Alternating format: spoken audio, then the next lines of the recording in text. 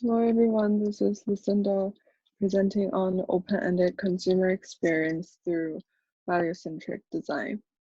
Well, as consumers today, we constantly find ourselves surrounded by abundance of options. However, the space left for us to contemplate over our needs and wants are in fact minimized. Brands tell us what we need and sometimes what we want by enforcing ideas about how they're experts in the concept that we are usually strangers to, and made us believe that the products and services they offer are of great value. Um, One straightforward example of such branding approach to me was my experience in the cosmetic stores in Japan. As most of the products at skincare and cosmetic sections are targeting female customers, these stickers on the products are filled up with messages bombarding our young female customers. The highlighted blue boxes are where I found marketing and retail messages that promote the functions, features, and values of the product, trying to sell those to the customers. Well, some of these are of very good qualities, but most of the times I find great skills of mouth overweigh the real quality delivered through the products and services. And design undoubtedly added to this bottom line driven activity to even further mess up the experience of our end consumers. So, as designers, how do we avoid this materialized pitfall and design an experience where the unnecessary messages are minimized to allow space for the audience to interact with brands? And how do we reassess the value we added to this experience? Well, I think the design philosophy of the brand Muji is very inspiring in answering this first question. I remembered when the brand first gained its popularity in China about 10 years ago, their retail in the local sector was centered around stationery. Until today, I still had the most memorable experience shopping their stationery products. And the design hasn't changed much in 10 years. Their ball pens are still this thin cylindrical with half transparent matte cover. There's no grip and no other shape change to intentionally fit users' writing habits. Their notebooks are also the plain craft cover with a variety of low saturated color binding. I think such experience with the design was very refreshing to me. And also it seems like that we have the space to breathe and embody a form of usage to the products as we perceive it. And this experience can transform, develop, and diversify into any shape.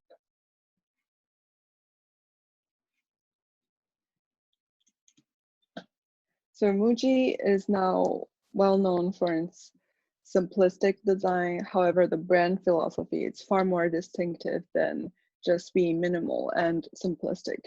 The brand made its first debut during the Japanese bubble economy back in the 80s, when almost everyone in the society benefited from the rising economic index, and with that was the material cakes and ale.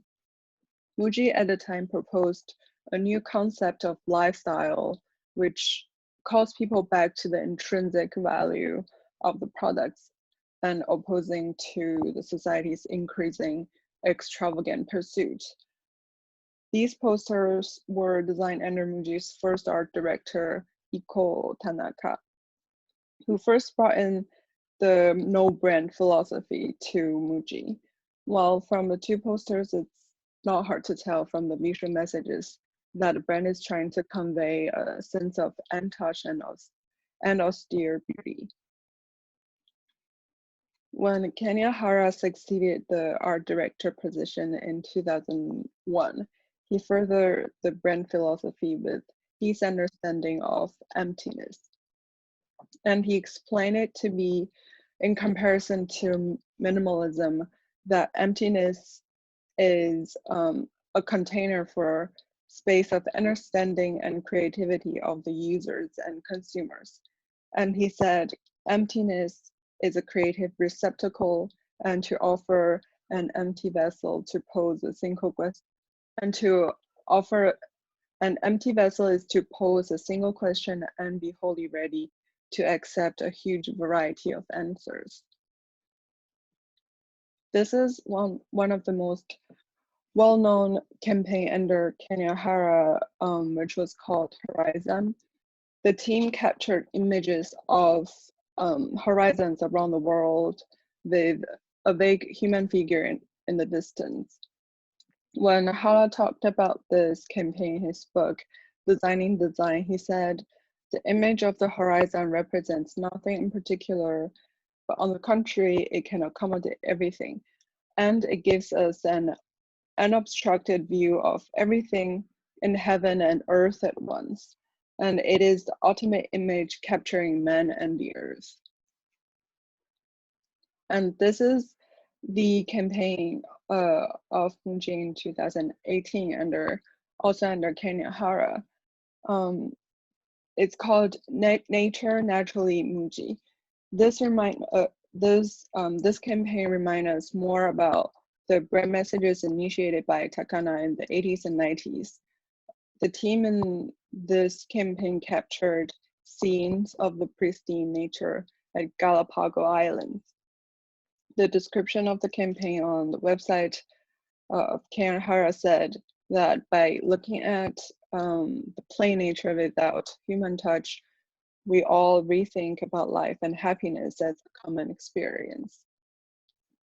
Well, so overall, I think the interaction with the brand Muji is to some extent very spiritual. And from the brand communication to the product design, one could almost get a sense of the Buddhism teaching of Ku, which is an intrinsic state of readiness to receive inspirations from the outside. Well, the design philosophy of Muji offered one answer of how we can brand an open-ended experience to our customers. Listening to Michael Beirut provides avenues of how do we convey values through design. In an interview with It's Nice That, Beirut challenged the idea of getting inspired by the existing pool of design and aesthetics and forms, and criticized the way we assume a certain form in mind before we even start the design process. He furthered this opinion in a TED Talk about the Library Initiative project. So Beirut was called upon by the Robin Hood Foundation to participate in a library transforming project for the New York City public school system to be the leading graphic designer.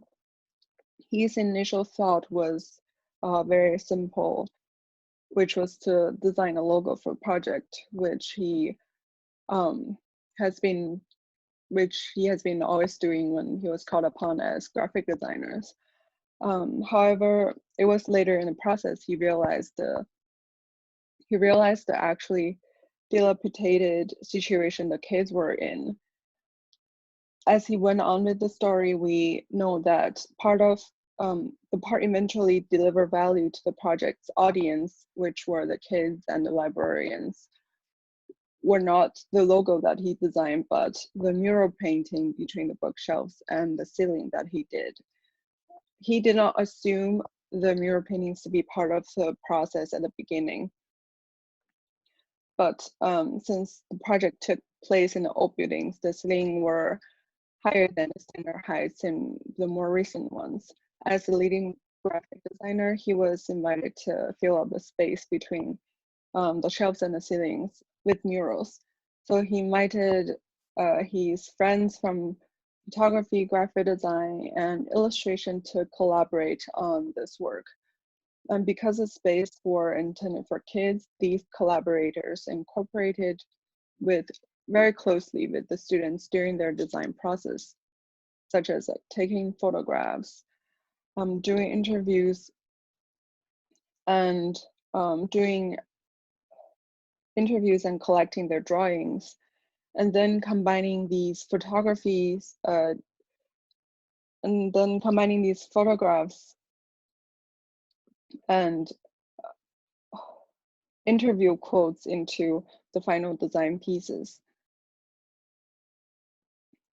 And even though the mural design was not the most intended form at the beginning of the process, Beirut later found out this added to the most critical value of the project. The kids were greatly inspired, and in addition to that, the murals added to the pride and dignities of the librarians who work most directly and closely around the children to motivate and inspire them. It was the unexpected mural tasks that challenged the intended avenues of form and pushed the project to earnestly include and interact with the audience in the process.